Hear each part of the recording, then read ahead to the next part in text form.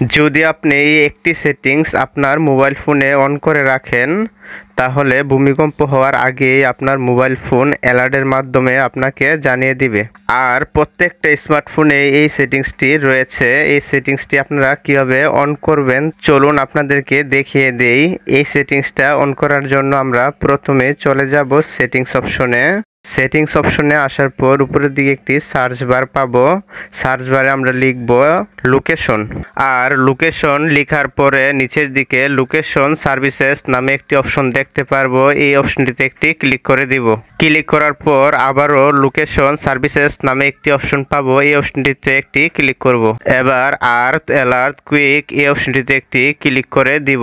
এবার আমরা দেখতে পারবো আর্থ কুইক অ্যালার্ট এই অপশনটি আমাদের অফ রয়েছে। এটিকে জাস্ট অন করে দিব।